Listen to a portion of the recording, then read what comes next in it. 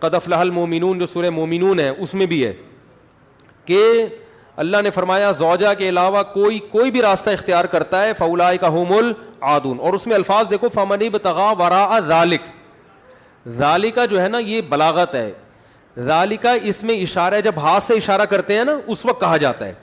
گویا اللہ تعالیٰ آپ کو آپ کی زوجہ کی طرف اشارہ کر کے کہہ رہا ہے کہ یہ جو بیوی ہے نا, بیوی کے یہ والا آپشن, اس کے علاوہ آپ کے پاس کوئی دوسرا آپشن نہیں ہے. کوئی اشارہ کر دیا. اس میں اور بلاغت ہے کہ یہ اسی میں بند ہے, آپ کے پاس اپنی خواہش پوری کرنے کے باقی تمام دروازے بند. وراء ذلک اللہ نے فرمایا یہ جو راستہ میں بیان کر رہا ہوں, یہ اشارہ کر دیا, الا علی ازواجہم او ما ملکت ایمانہم. تو بہت زیادہ غلو ہے اس آیت میں, مبالغہ ہے یہ بتانے کے لیے کہ تمام راستے اس کے علاوہ بند ہیں. دوسرا قرآن میں سورہ نور کی جو آیتیں ہیں وَلْيَسْتَعْفِفِ الَّذِينَ لَا يَجِدُونَ نِكَاحًا, جو نکاح نہیں پاتے, موجود نہیں پاتے نکاح, انہیں چاہیے کہ پاک دامنی کے ساتھ رہیں. وہ یہاں بھی ہے. اور نکاح موجود نہ پانے کا مطلب کیا ہے کہ آپ کی مالی حیثیت ایسی ہے کہ اس کے حساب سے آپ کو کوئی رشتہ دینے کے لیے تیار نہیں ہے. تیسری آیت 5ویں پارے کی ابتدائی آیتیں ہیں, اس میں اللہ نے فرمایا کہ جو آزاد عورت سے نکاح کی طاقت نہیں رکھتا وہ کسی کی باندی سے نکاح کر لے. تو اب باندیاں تو نہیں ہیں, مطلب قرآن کا حاصل یہ ہے کہ اپنا معیار نکاح میں گرا دے, نقصان کرے اپنا, کوئی بات نہیں ہے, لیکن پھر بھی دوسرے راستے ان کو اختیار نہیں کر سکتا. تو اس لیے اگر آپ کے پاس پیسے نہیں ہیں, کوئی نکاح کے لیے تیار نہیں ہے, اپنا معیار آپ گرائیں, آپ کو دوسرے راستوں ہینڈ پریکٹس اور اس جیسے بے حیائی کی آپ کو اجازت, نہ زنا کی طرف نہ کسی اور راستے کی طرف جانے کی اجازت ہے. یہ تیسری دلیل ہو گئی کہ نکاح کا معیار آپ کو گرانا پڑے گا اپنا. اور رہا یہ مسئلہ کہ یہ کیسے ہو سکتا ہے, میرا تو اسٹینڈرڈ ہے, تو بھائی دنیا کو مسافر خانہ سمجھو, تو اسٹینڈرڈ گیا تیل لینے, ٹھیک ہے نا, اچھے سے اچھے کی تلاش کریں لیکن برائی سے تو اچھا ہے نا. حضرت عبداللہ بن عباس رضی اللہ عنہ سے روایت ہے کہ ایک شخص آیا, اس نے کہا کہ میں ہاتھ سے اپنے آپ خواہش پوری کرتا ہوں, ایک روایت ہے.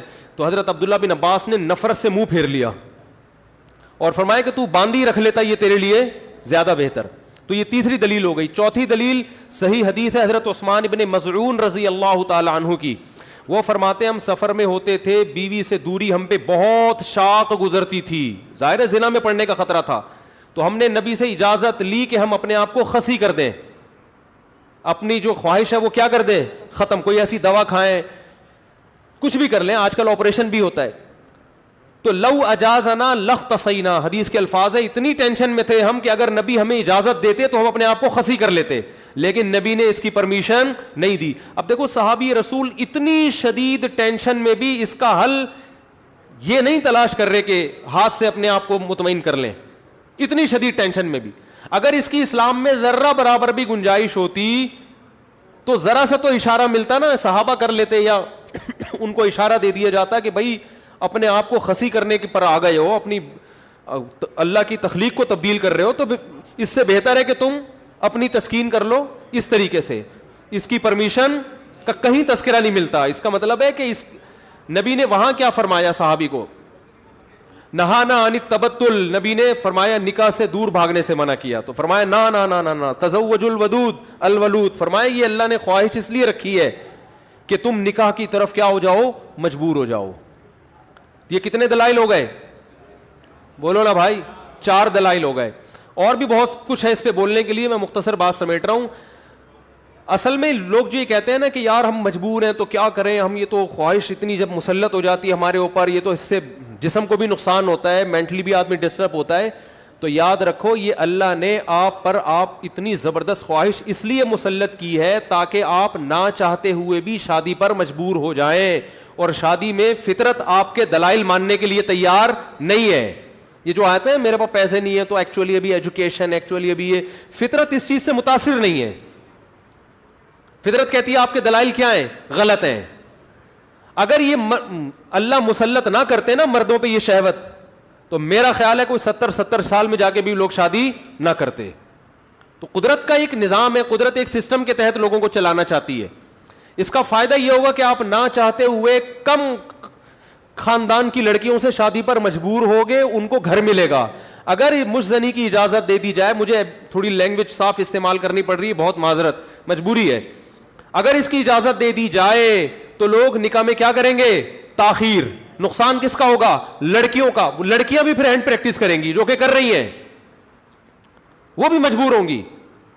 تو اسلام نے آپ پر, اللہ نے آپ کے اوپر یہ شہوت اسی لیے مسلط کی ہے کہ یہ آپ کا یہ آپشنل نہیں رہے نکاح, بلکہ آپ کی باڈی کی ریکوائرمنٹ بن جائے کہ بھئی یہ تو کرنا ہی کرنا ہے. اور اس کا فائدہ کس کو ہوگا؟ عورت کو. بات آ رہی ہے سمجھ میں؟ اس کا گھر بسے گا. تو اگر اس کی اجازت دے دی جائے بھائی ایجوکیشن کا ہے بھی تو تعلیم ہے بھی تو ایکچولی تو نتیجہ لڑکیوں کا کیا ہوگا؟ بیڑا غرق ہوگا, جو کہ ہو رہا ہے. آپ کہہ سکتے ہیں وہ بھی تعلیم حاصل کریں, ہم بھی حاصل کریں, تو بات یہ کتنی تعلیم حاصل کر لیں گی؟ اور اگر کر بھی لیں گی تو فطرت کا کوئی آلٹرنیٹ نہیں ہوتا, نیچر کا متبادل نہیں ہے. جو چیز آپ کی باڈی کی ریکوائرمنٹ ہے اس کو بہرحال پورا کرنا ہے. دیکھو اگر آپ کے پاس ایجوکیشن کی وجہ سے کھانے کا ٹائم نہیں ہے, آپ مصروف ہیں جس کی وجہ سے کھانے کا ٹائم نہیں ہے, تو کیا پیٹ آپ کو بھوک لگانا چھوڑ دے گا؟ ہے بھائی؟ یا کوئی ڈاکٹر یہ فتویٰ دے دے گا کہ چونکہ آپ کے پاس کھانے کا ٹائم نہیں ہے لہذا آپ اگر نہیں بھی کھائیں گے تو صحت کو نقصان نہیں ہوگا؟ کوئی بھی سمجھدار ڈاکٹر ہوگا وہ کہے گا بھائی آپ کے پاس ٹائم ہو یا نہ ہو آپ کے باپ کو بھی کھانا پڑے گا آپ کو, ورنہ باڈی کا نقصان ہوگا. تو یاد رکھو جس طرح روٹی ضروری ہے مرد کے لیے اسی طرح عورت, اور عورت کے لیے اسی طرح مرد ضروری, باڈی کی ریکوائرمنٹ ہے. تو اسلام چونکہ نیچر کے خلاف نہیں چلاتا آپ کو, اس لیے اسلام نے تمام راستے بند کر دیے خواہش پوری کرنے کے, کیونکہ وہ سارے ان میں سے کوئی بھی نیچرل نہیں ہے. صرف ایک ہی نیچرل ہے کہ مرد کا کانٹیکٹ عورت سے اور عورت کا مرد سے, اس کے علاوہ کوئی نیچرل نہیں ہے.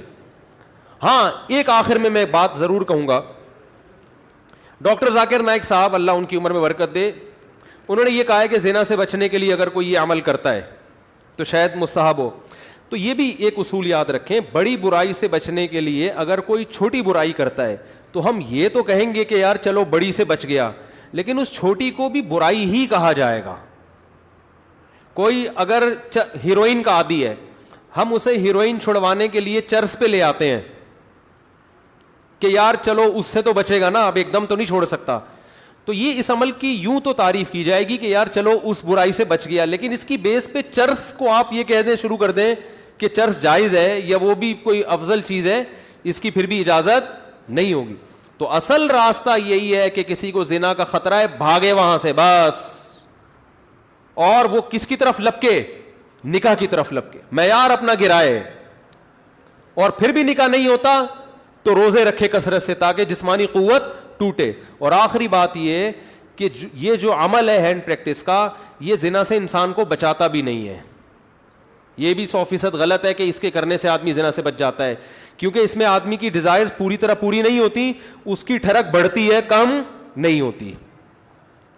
اگر کوئی زنا یہ کام کر بھی لے نا پھر بھی زنا کی طرف لپکے, بلکہ اور زیادہ لپکے گا, کیونکہ یہ خواہش نفس ایسی چیز ہے کہ یہ پوری کرنے سے بڑھتی ہے. آپ کے جو دل کی خواہش ہے نا, نفس کی خواہش, یہ پورا کرنے سے کم نہیں ہوتی بلکہ بڑھتی ہے. جو اپنے آپ کو روکتے ہیں تو ان میں تو کنٹرول میں رہتی ہے, جو نہیں روکتے ان کے کنٹرول سے باہر ہوتی ہے. یہ تو یہ حل بھی نہیں ہے, یعنی میڈیکلی بھی یہ حل نہیں ہے زنا سے بچنے کا کہ یہ کام کرو. جو جتنے بڑے بڑے زانی ہیں پہلے انہوں نے یہ کام کیا ہے, اس کے بعد جا کے زنا کی طرف گئے ہیں, اور جنہوں نے اپنے آپ کو اس عمل سے بچا لیا وہ زنا سے بھی بچے رہتے ہیں. تو زنا سے بچنے کا جو قرآن میں اور احادیث میں ہمیں طریقہ ملتا ہے, جیسے یوسف علیہ السلام تھے, ان کو عورت نے دعوت دی زنا کی, وہ بھاگے ہیں, بس نکلنے کی کوشش کی انہوں نے وہاں سے. تو اصل حل اس کا یہ ہے. اور آخری بات یہ کہ یہ میں مانتا ہوں بہت سارے نوجوانوں کے حالات سامنے آئے ہیں جو اس لت, اچھا یہ بھی ایک فالٹ ہے اس میں کہ یہ عمل ایک دفعہ ہوتا نہیں ہے. آپ جو نوجوانوں کی ہسٹری جمع کریں نا, تو ایسا نہیں ہوتا کہ جس نے ایک دفعہ کیا تو بس زندگی میں ایک ہی دفعہ کیا کہ یار بہت زیادہ مجبور ہو گیا تھا تو یہ عمل کر لیا. نا نا نا نا, جس نے ایک دفعہ کیا وہ دن میں 10 دفعہ بھی کرتا ہے پھر یہ عمل. اس کو ایسی حص اس کی بڑھ جاتی ہے اور ٹھڑک بڑھ جاتی ہے کہ پھر یہ معاملہ اس کے کنٹرول سے باہر نکل جائے. وہ 100 بار توبہ کرے گا, 100 بار توبہ توڑے گا وہ. تو یہ پریکٹیکلی بھی ممکن نہیں ہے کہ کوئی اپنے آپ کو بچانے کے لیے ایک دفعہ یہ عمل کر لیا تو اب سکون میں آ گیا. نا نا نا نا, میرے پاس جو نوجوان آتے ہیں ان کی ہسٹری میں آپ کو بتاؤں, وہ کیا کچھ, ایک صاحب کی 2 بیوی. اچھا ہاں یہ بھی بتا دوں, جب یہ لت زیادہ پڑتی ہے تو پھر یہ بیماری شادی کے بعد بھی نہیں چھوٹتی, یہ بھی ذہن میں رکھیں. ایک صاحب, میں نے جو زندگی میں سب سے پہلا فتویٰ لکھا ہے نا وہ کیا تھا, آپ حیران ہوں گے. یہ 1999 میں سوال آیا, ایک آدمی کی 2 بیویاں, اسے نکاح سے پہلے اس کی عادت پڑ گئی, یہی سوچ سوچ کے کہ یار ابھی اپنے آپ کو ٹھنڈا کر لیتا ہوں, تسکین کر لیتا ہوں, برائی سے بچ جاؤں گا, یہ ہو جائے گا, وہ ہو جائے گا. شیطان نے الٹے سیدھے اس کو جو ہے نا دلائل دیے, اور کہتا ہے مجھے یہ برائی جب ہو گیا تو چسکا لگ گیا. پھر کہہ رہے پھر جب میں نے نکاح کیا ہے نا, ایک شادی کی ہے تو میری یہ عادت نہیں چھوٹی, دوسری 2 بیویاں اس کی, کہہ رہے پھر بھی نہیں چھوٹی. تو کہہ رہے میں اتنا غصے میں آ جاتا تھا کہ یار میری بیویاں بھی ہیں پھر بھی مجھے ان کو تسکین اس میں ہوتی ہے. پھر بالکل ایسے ہے جیسے لوط علیہ السلام کی قوم کو جب لڑکوں کی عادت پڑ گئی تو اب ان کو عورت سے تسکین بولتے کیوں نہیں ہو رہی. تو یہ ہینڈ پریکٹس کا ایک یہ بھی بڑا نقصان ہے کہ جب اس کی لت پڑ جاتی ہے تو شادی کے بعد بھی یہ عادت نہیں چھوٹتی. تو وہ کہہ رہا ہے میری 2 بیویاں تھیں, 1999 کی بات کر رہا ہوں میں, اس نے سوال بھیجا. تو کہہ رہا ہے کہ میں اتنا مجبور ہو گیا کہ ایک دن میں نے قسم اٹھائی کہ آئندہ میں نے اپنے ہاتھ سے اپنے آپ کو فارغ کیا تو میری دونوں بیویوں کو 3 طلاقیں. کہہ رہے میں نے یہ سوچا کہ شاید اس عمل سے میں اپنے آپ کو روک لوں گا, پھر بھی نہیں رکا, اور پھر بھی یہ عمل کیا, اور ہم نے اس کو فتویٰ دیا کہ آپ کی دونوں بیویاں آپ پر ہمیشہ کے لیے حرام ہو گئی ہیں. تو اب آپ بتاؤ اس پہ کیا گزر رہی ہوگی. تو ہم نے لوگوں کے یہ حالات دیکھے ہیں, تو اس لیے اس قسم کے کلپ سے متاثر ہو کر کوئی بھی شخص ایسی حماقت کرنے کی کوشش بولو بھائی نہ کرے. اور میرا مقصد آپ کو کسی کو مایوس کرنا نہیں ہے. اگر کوئی نوجوان اس بیماری میں مبتلا ہو گیا ہے تو حدیث میں آتا ہے ما انزل اللہ من داء الا انزل له شفاء, ہر بیماری کا اللہ نے شفا پیدا کی ہے. تو مایوس نہ ہو. وہ سب سے پہلے تو وہ نکاح کرے تاکہ معاملہ آگے بڑھے نہیں, کیونکہ اگر نہیں کرے گا نا یہ پھر یہاں تک رکے گا نہیں معاملہ. کیونکہ یہ لڑکے پھر جب یہ کام کرتے ہیں پھر وہ انٹرنیٹ پر فحش فلمیں بھی دیکھتے ہیں, پھر وہ تصویروں کی طرف بھی جائے گا, بد نظری کی طرف بھی, اور پھر یہ بڑھتا رہے, پھر وہ زنا کا متلاشی ہوتا ہے کہاں مجھے موقع ملے. تو اس لیے میرے بھائی اپنے آپ کو روکنے کی کوشش کرنی چاہیے. تو اس کا پہلا اسٹیپ یہ ہے کہ سب سے پہلے آپ یہ عزم کریں کہ میں نے اپنے آپ کو اس برائی سے ہر قیمت پہ دور کرنا ہے. یہ میرا ایم ہے, میرا عزم ہے. اگر آپ ارادے میں ہی ڈھیلے ہیں تو بھائی پھر معاملہ کیا ہو جائے گا, خراب ہو جائے. تو پہلے تو کیا کرنا ہے, پکا عزم کرنا ہے. اب دوسرا علاج کے طریقے دریافت کرنے آپ نے. سب سے پہلا کام یہ کرنا ہے کہ انسان کو جہاں برائی کی عادت پڑتی ہے نا وہاں برائی چھوٹتی نہیں ہے. آپ کی کوئی خاص ایسی جگہ جہاں آپ سونے کے لیے لیٹتے تھے اور وہاں پر آپ پہ یہ شہوت کا جنون چڑھتا تھا, تو اپنا ٹھکانہ وہاں سے کیا کر لو, چینج کر لو. رات کو سونے سے پہلے مطالعہ کر کے سو. کوئی اپنے سرہانے کتاب رکھی جائے. جو نوجوان خدا نخواستہ کوئی اس میں مبتلا ہے تو اس کو بتا رہا ہوں میں, اپنے سرہانے کیا رکھیں, کوئی دلچسپ کتاب رکھیں. بستر پہ جیسے ہی لیٹے, جو معمولات ہے نا آیت الکرسی پڑھنا, دعائیں پڑھنا, بستر پہ لیٹنے سے پہلے پڑھ لیں وہ, تاکہ آپ جب بستر پہ جیسے ہی جائیں تو آپ کی سوچ جو ہے نا وہ مطالعے کی طرف چلی جائے. تو فوراً آپ نے کیا کرنا ہے, جیسے ہی سونے کے لیے لیٹے کتاب آپ کے پاس ہونی چاہیے. بستر پہ جاتے ہی آپ اس کتاب کا مطالعہ کرنا شروع کر دیں. انسان جیسے ہی لیٹ کے مطالعہ کرتا ہے اس کو نیند آ جاتی ہے, آپ سو جائیں گے. کیونکہ زیادہ تر نوجوانوں کے پر یہ اٹیک رات کے ٹائم ہی ہوتا ہے. دوسرا کام ہو گیا. تیسرا مسئلہ یہ ہو گیا کہ آپ کسی ڈاکٹر کو بھی بتائیں, ماہر نفسیات کو, لیکن ماہر نفسیات سے کہیں کہ مجھے یہ برائی چھڑوانی ہے. کیونکہ ماہر نفسیات بعض دفعہ اور ڈال دیتے ہیں اس برائی میں. ایسے نفسیاتی ڈاکٹر بھی ہیں, وہ کہتے ہیں اس سے کوئی نہیں, ڈپریشن کا علاج ہے.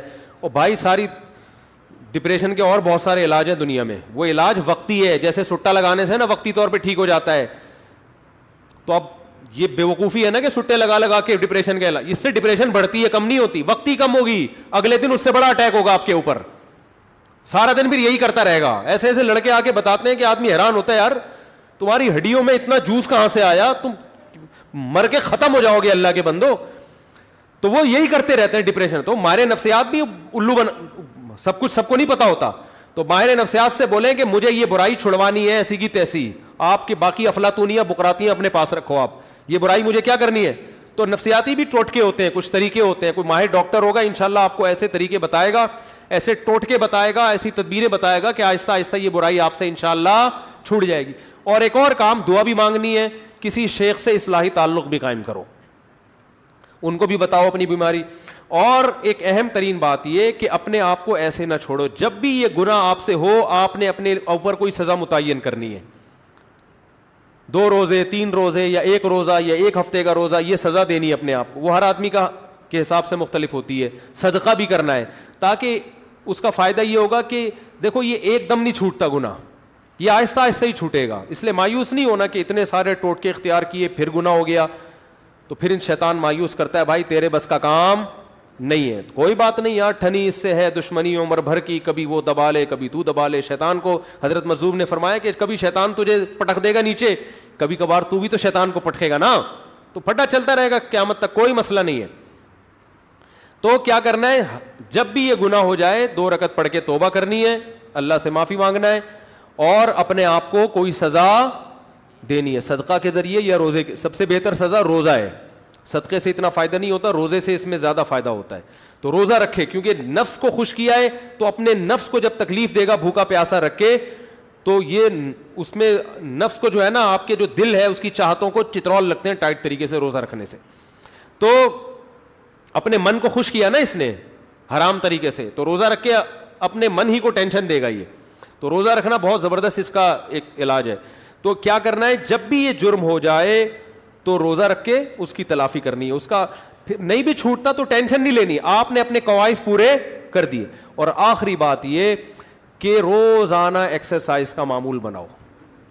جب آپ صبح جاگنگ کرو گے, شام کو جم جاؤ گے, تو پھر آپ دیکھو گے ڈولے شولے نکل رہے ہیں اور جناب طاقت آ رہی ہے, تو نفسیاتی طور پر انسان پھر غیر اخلاقی سرگرمیوں سے دور ہو جاتا ہے خود بخود, کہ یار میں ایک طرف اتنا اپنی باڈی کا خیال کر رہا ہوں, اسی طرف اپنی صحت کو برباد کر رہا ہوں میں, ہے بھائی.